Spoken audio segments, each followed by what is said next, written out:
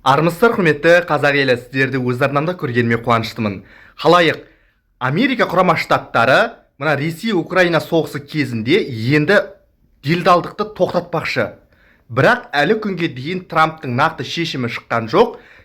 Американың мемлекеттік хатшысы, Трамптың айналасында жүрген мемлекеттік қызметкер Марко Рубио осындай мәлімдеме жасады.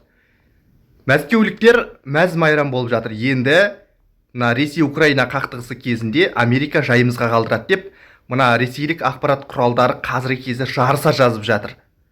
Марко Рубионың өзі осындай мәлімдеме жасады. Яғни, біз осы кезге дейін тырыстық деп отыр. Қолдан келгеннің барлығын жасадық, келіссөздерді ұсындық, неше түрлі платформалар дайындадық, және келіссөзге мүмкін болатын барлық жағдайды дайындай отырып, Америка осы кезге дейін 3 жыл бойы Украинаға көмек беріп келді. Енді қандай да бір бейбітшіліктің, бейбіт келісімге келудің белгілері байқалмайтын болса, Трамп түбегейлі Ресей-Украина соғысын тастап кетуі мүмкін. Бұл жаңалық бүкіл әлемге тарап кетті. Сауда соғысы қазіргі кезде Американың басы қатып жатыр мына жақта Қытаймен сауда соғысы кезінде. Сондықтан олар енді біз басқа мәселемен айналысуымыз әбден мүмкін деді. Бұны мемлекеттік хатшысы Марко Рубионың өзі мәлімдеме жасап хабарлаған болатын. Алдымен ресми ақпарат тыңдап көріңіздер, содан кейін тақырыпты тарқатып айтатын боламыз. Американың мемлекеттік хатшысы Марко Рубио Парижде өткен Украина мен Еуропа делегациялары қатысқан келіссөздерден кейін мәлімдеме жасады. Ол былай дейді: біз бұл мәселемен айлар бойы айналыспаймыз, сондықтан алдағы апталарда бұл мүмкін бе, жоқ па, соны тез арада анықтауымыз керек.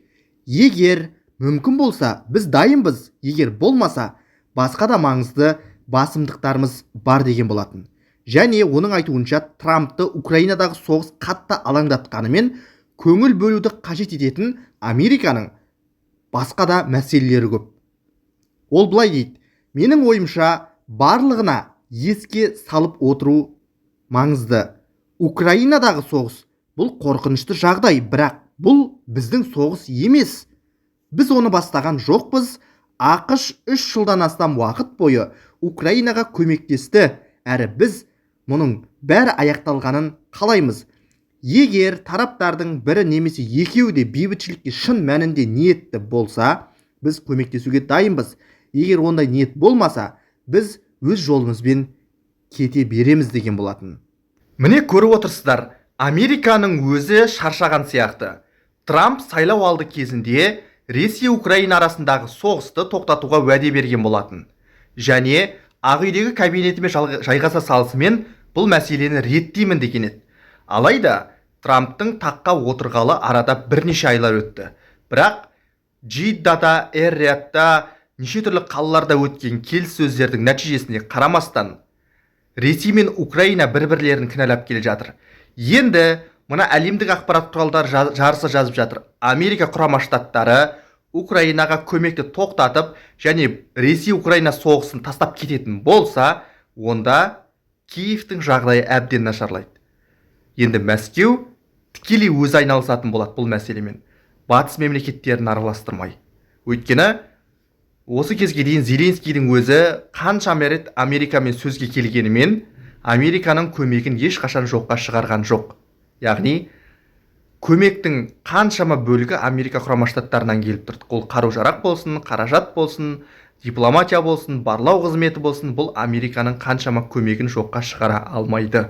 Егер де шынында да бірнеше айлар бойы енді мыналар анықтағалы отыр Америка құрама штаты. Расында да Ресей келіссөзге баруға ниетті ма, әлде соғысты одан әрі жалғастырғысы келіп отыр ма? Ал Украина тарапы өз ойынан бас тартпай ма? Міне осыны зерттеп, алдағы уақыттары нақты шешім қабылдағалы отыр. Америка енді мүлде соғысқа араласпай қалуы мүмкін Ресей-Украина қақтығысына. Путинді жайына қалдыратын болса Трамп онда Зеленскийдің жағдайы қиындайтыны айтпаса да түсінікті. Онда Еуропа мемлекеттері бүкіл күш-жігерін Ресейді тоқтату үшін салады. Соған мәжбүр болады. Еуроодақ өз мәселесімен өздері қалайын деп тұр.